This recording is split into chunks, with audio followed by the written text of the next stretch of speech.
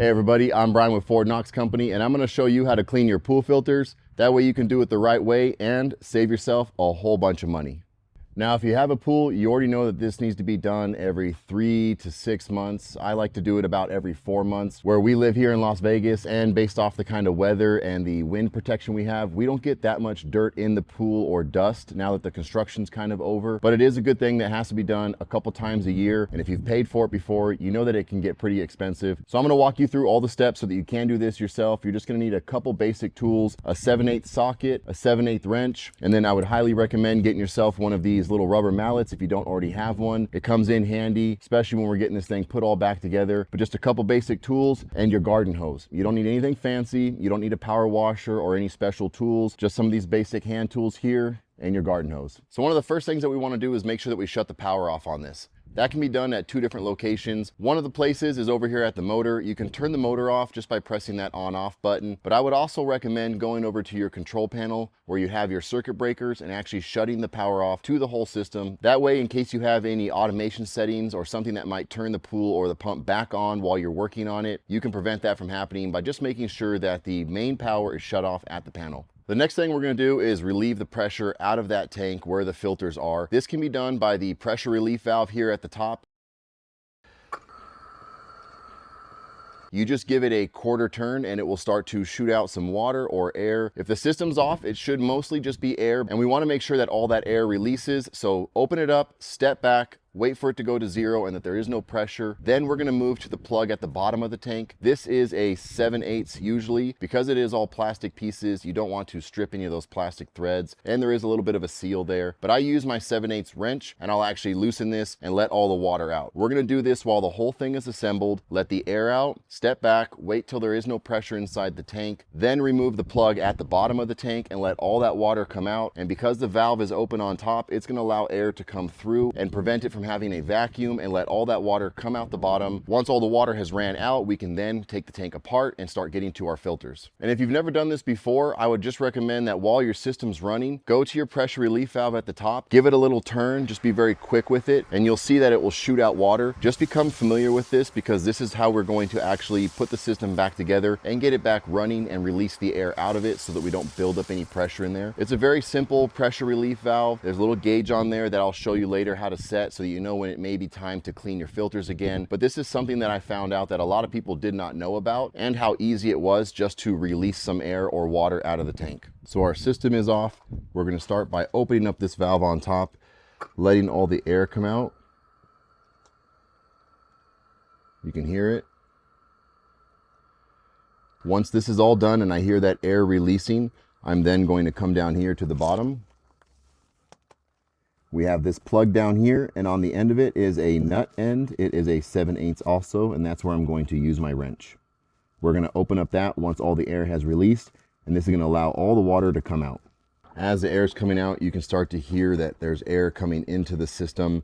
You can hear it kind of bubbling through. I've heard of people trying to close off certain valves to prevent any water or air going back, and it helps with your startup so it doesn't have to pull as much water through. I haven't really noticed a difference, so I do not usually shut off any valves. I just shut the machine off, turn the power off, then I can go ahead and start through this process. So now that we have the valve up top open, all the air is gone, we're going to take this off here. I'm going to use my wrench here. This is 7/8.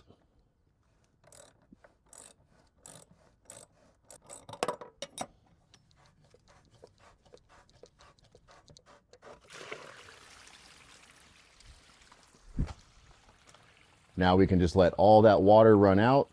That's going to also make sure there is no pressure in this tank before we take it apart.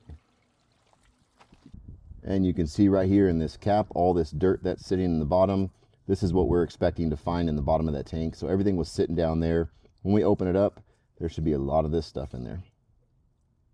Now with this still open, we're going to take off this bolt right here, and we're going to remove this metal band which holds the top cap and the bottom together. We'll pull it off, and I'll show you some of the pieces inside to pay attention to. That way we can make sure that it goes back together in the same order.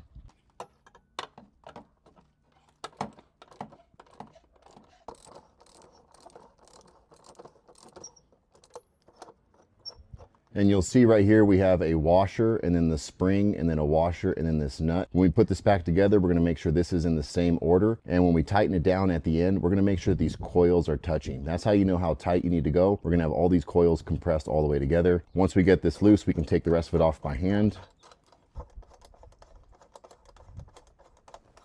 As you can see, it is a lot of threads, but we're going to keep this together in this order. And then we can take this belt off. You're going to slide this out. This slides through here. This is how we put it back together. This is where you can use that rubber mallet, tap it a little bit to get this band off, and we're going to take this metal band off and away from this tank.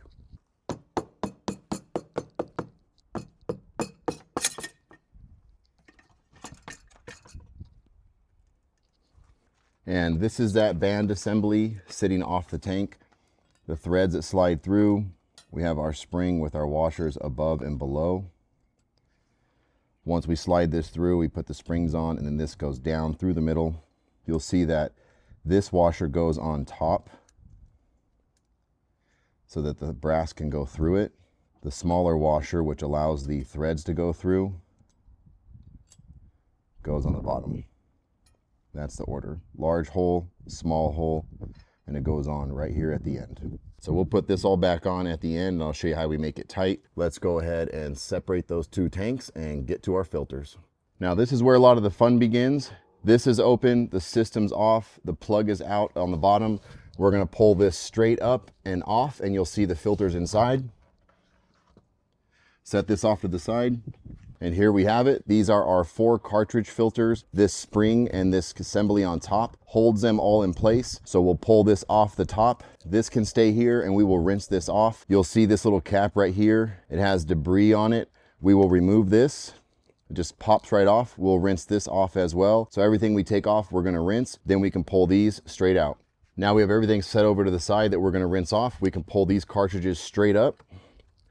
They're not stuck on anything. They just sit on another base that looks like that top piece that we took off. At the bottom here, I'll show you, it looks exactly the same.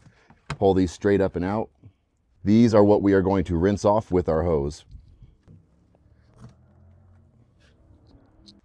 So let's take a quick look inside. You can see we have another one of those bases that looks very similar to the top right there. We're gonna rinse all this out with the hose, let it go out through the drain there at the bottom. See all the dirt sitting there? So we will rinse all this out. This can kind of sit as it is. Then we'll clean our filters over there. You'll see we have a big rubber gasket right here, a big rubber O-ring. I like to take this out and actually wipe it down and clean it. Make sure there's nothing seated in here like this dirt. Clean it all up before we put it back together. Rinse everything out here. Then we can start reassembling everything once we rinse out our cartridges. So now we're at the point where we can rinse these filters out, and I think that this is the fun part. You can just put on a good podcast, turn on some music, whatever it is, get your hose out and start rinsing these cartridges off. This is where I've seen a lot of people kind of complain about when they pay for the service, is that they don't actually clean the filters very well. They're trying to get in and get out because they're making money. You know, time is money for them. And whether or not they have a fancy tool that kind of does it for them, they're just trying to kind of rinse them off and get it back together and leave. So this is where I like to spend time, make sure it's done right, make sure they're very clean. It can also make it so that you don't have to do it as frequently. But again, that also depends on where you live and how much dust you have in the air and the environment. But I have seen some tools out there that are supposed to make it fast that you can buy on Amazon. I'll link a couple of those in the video, but I haven't tried them out myself. But I may do a video in the future kind of testing them out so we can see if we can really save some time, maybe even get a better clean with them. But I will link those there just in case you want to check them out. They do have pretty good reviews, but this is where I think we can have fun with it, get the hose out, let the kids run around. Let's rinse these cartridges out. I'll show you what to look for so we know that they are cleaned thoroughly, and then we'll get this thing back together and then up and running. So here are our filters. As you can see, when they are brand new, they are crisp and white, almost the same color as this. They have a lot of fine dust in there. You can see the buildup at the bottom. This obviously comes off very easily. But we're gonna run the hose through this and I'll get one really clean and I'll show you the comparison of how it looks. Let's get the garden hose and let's start spraying these things off. We're going to be using a basic garden hose handle. I have it on the jet setting and we're just going to start spraying it off.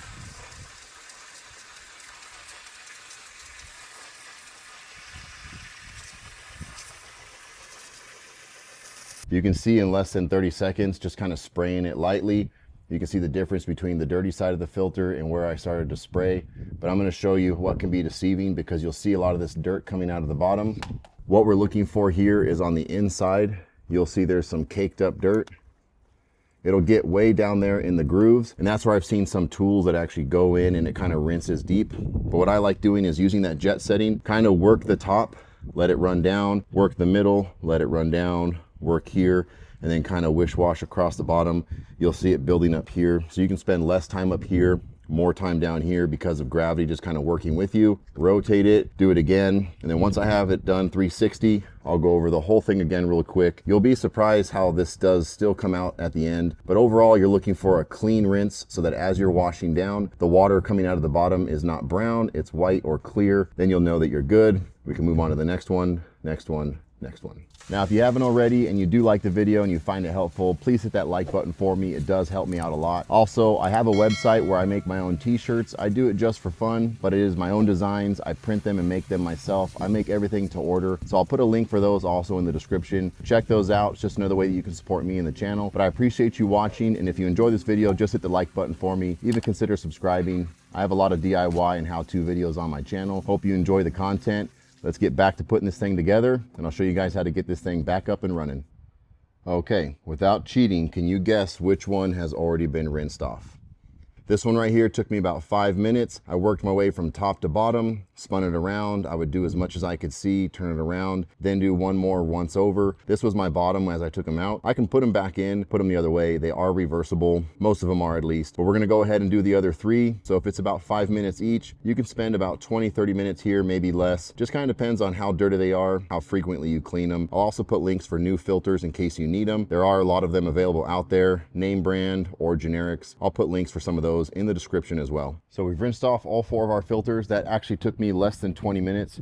You can see over here how much dirt we have. This is pretty thick. This is all the stuff that came out, almost an inch thick over here. But you can see this was in the filters, everything that ran all the way out. But this is what was sitting in there, just in these. We're gonna rinse off our parts, and then we can start assembling everything back together. So now we have all of our filters clean. Last thing we're gonna do is rinse everything out and rinse off a couple of these parts here. So I'll just take the hose, rinse out the inside of this whole thing really well. You can see it all still coming out the bottom. We can also rinse out this little cap right here. This is just a little screen. And our plug right here that goes in the bottom of the tank.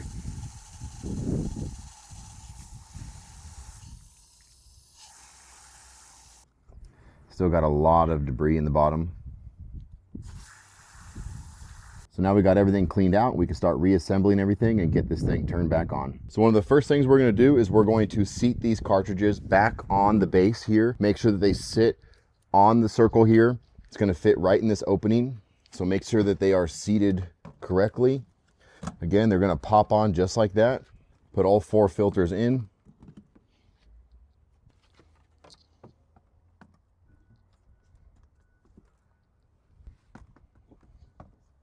And one way you can know that they're all seated is obviously you can kind of feel it sit down, but you'll also see that these will all be level. Right now this isn't seated down all the way. And now you can feel it slide in and everything is nice and flush. We're gonna put that cap back on, and then we're gonna put that assembly back on. This just pushes down.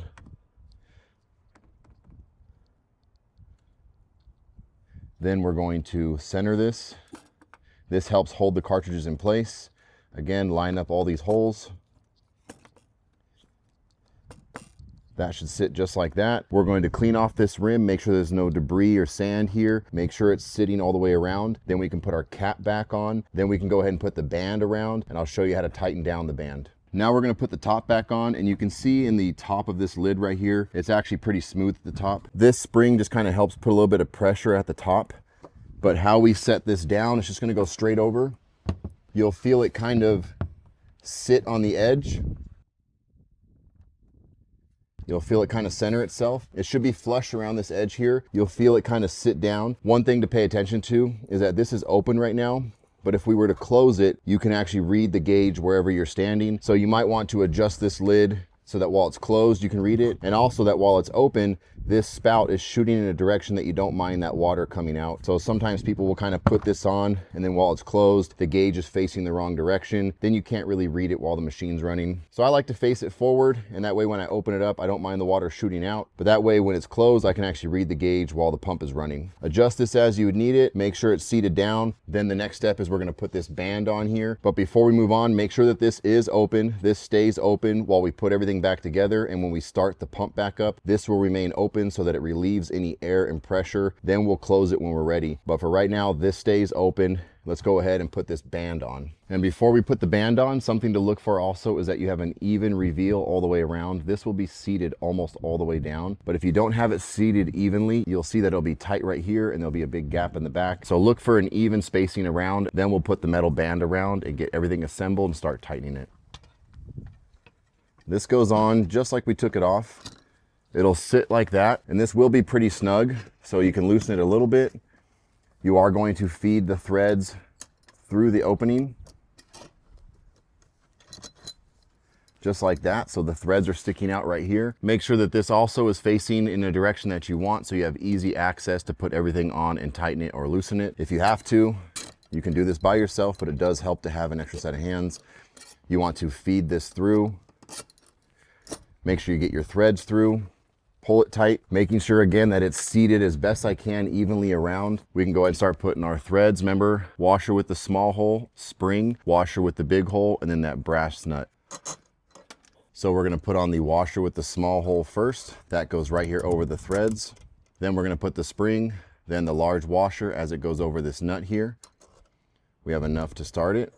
A lot of this you can do by hand to start, because we will have a ways to go. This is going to go all the way through. And as we tighten it down, we want the coils of this spring to tighten. We are going to use the rubber mallet to kind of tap around. That way as it tightens, it starts to seat itself. But the first part is just getting this tightened all the way down by hand. So this is tightened down by hand. Periodically, I'm going to go through and I'm going to tap around the band, just so it seats itself as it's tightening down. We'll see this come in slightly, but not too much. What we'll really see is everything right here tighten. And again, these coils will eventually touch.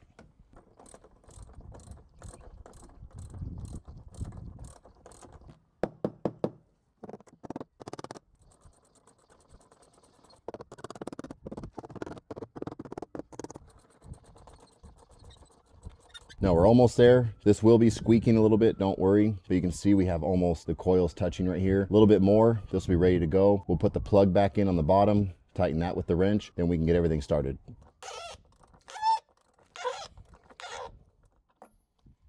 So now we're all done here. These are touching. I made sure it's seated really well. Now we can go ahead and put that plug back in the bottom. So this right here is our plug that we're going to put in the bottom. Make sure this O-ring is good. Make sure it's not broken and that it's seated all the way down. Then check your threads. Make sure that the threads are clean. So I might clean this out a little bit better. Then we can go ahead and put this in and tighten it up.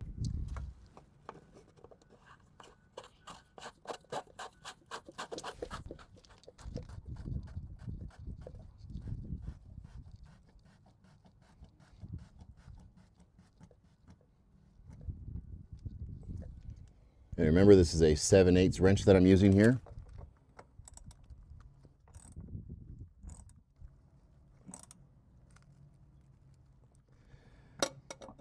And we do not want to over tighten this because remember, these are plastic threads. So very, very snug, but do not over tighten. So now we're ready to turn everything back on. Remember, air valve is open. That's tightened down there, that plug. We got the band tightened down and seated really good. Coils are touching. We have the power back on. We can now go ahead and turn the pump back on.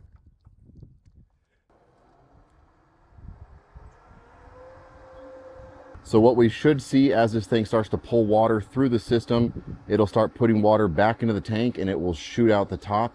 Let it shoot out water for a little bit. Once we have a good solid stream, that means that we have no air inside there, we can close it off.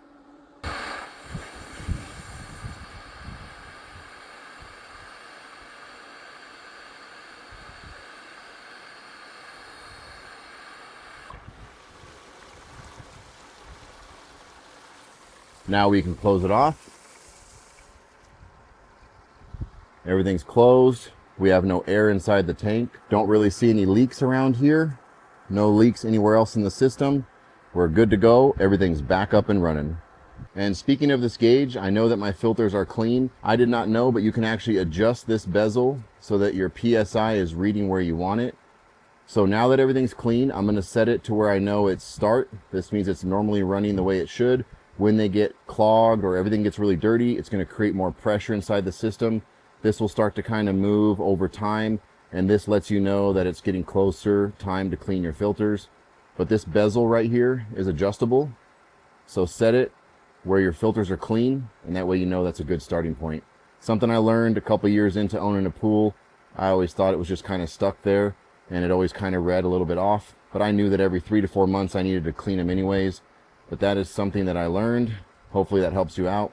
And that's pretty much it. I hope you guys found the video helpful. I also want to mention that we do have a pool cover on, and it does help a lot with keeping the dust out. It also helps with less evaporation, but it really helps with keeping the pool temperature up. Right now in Vegas, it's about 60 degrees and the pool is over 76 degrees. So we are almost 15 to 16 degrees higher just because of the pool cover. I do have another video talking about the pool cover, but it's our second year using it and we love it. But it does help with keeping some of that dirt and debris out of the pool, as well as evaporation and using as many chemicals. So looking to getting a pool cover, I would highly recommend it. And I'll link that video here at the end in case you guys want to check it out. But other than that, I appreciate you watching. If you haven't already, hit like, hit subscribe. If you have any questions, leave them in the comments. I'm really good at getting back to those. Also, if you have any tips or tricks, leave them down there as well, because a lot of people will come here and see that. Maybe they find that helpful and it might have been something I missed in the video. But thank you again for watching, and I'll see you on the next build.